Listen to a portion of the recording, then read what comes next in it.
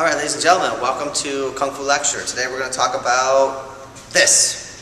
What is this? What is that? What is this? This is, oh hey, that's 10 stripes. Yeah, it's 10 stripes. But it's important. I want to give you guys a concept. Now imagine if I had somebody standing here, and I have you sitting there, and I say, tell me what you see. And you describe what you see, and they describe what they see, and they say they see a line of yellow. Are you going to agree with them? Do you see a line of yellow, or do you see a circle of yellow? But hold on a second. Wait. Now what do you see? Do you see a circle of yellow, or do you see a line of yellow? Right? So before you said circle, now you say line. It's the same thing. Right? And this is what happens a lot in life. This is what happens is people get into conflict. They get into arguments. They get into different points of view. That's why I say a lot of times it's perspective, right? It's how I choose to see it or how you choose to see it, or it's how I see it or how you see it. So you see the tape this way, somebody else standing over here is going to have a different experience. But if I change it, now you have one experience, they have a different experience. Who's right? Well, you're both right, but you're both wrong because you're arguing over the tape itself. Can you guys see how it rotates in space? Can you see how it spins around? And can you rotate it inside your mind?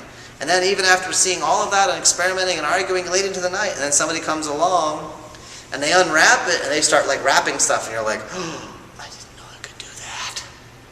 Right? So this is the idea of perspective. There's an old story about a bunch of wise men. And the king is curious. You know, these guys are supposed to be so wise, so smart. Let's find out. The thing is, they're all blind. They can't see, and they would stay up late in the night and they would argue with each other about the meaning of things, the meaning of life, that kind of stuff. And so what he wanted to do is he wanted to test them. So he brought out a creature, and he had them stand in front of it. He gave each one of them a different perspective.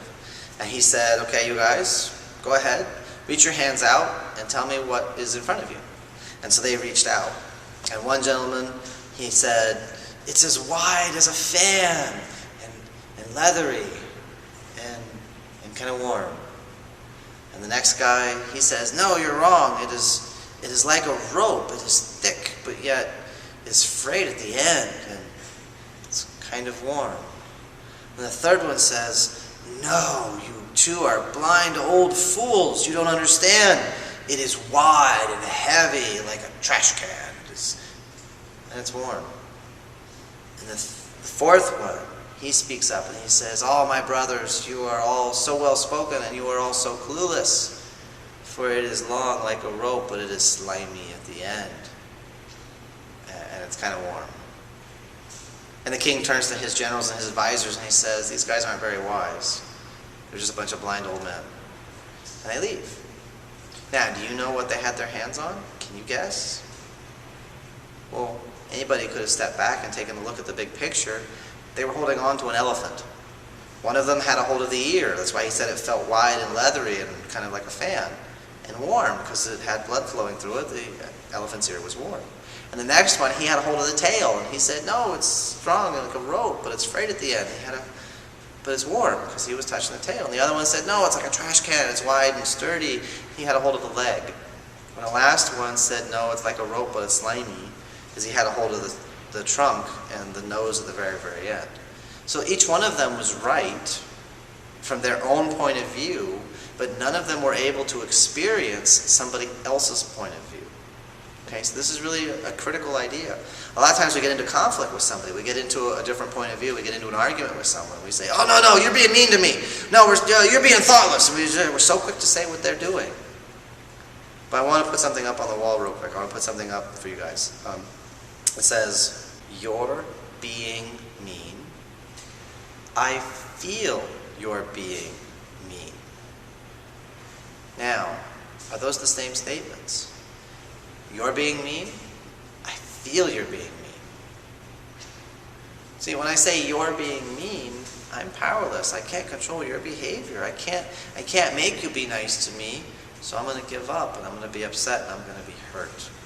But if I say, I feel you're being mean to me, well, that changes it. It gives me some room to wiggle. Well, why do I feel you're being mean? Well, you're saying this, you're saying that, or once I start to say, I feel you're being mean, I can start asking questions about that feeling. Is that feeling really the truth? Is that feeling really what things are? And it allows me room to take control of my feelings, take control of my experience, and start to change that. experience. Change that feeling. Right? So part of being a martial artist is understanding the idea of bridging. What's a bridge? A bridge is what connects one side to another.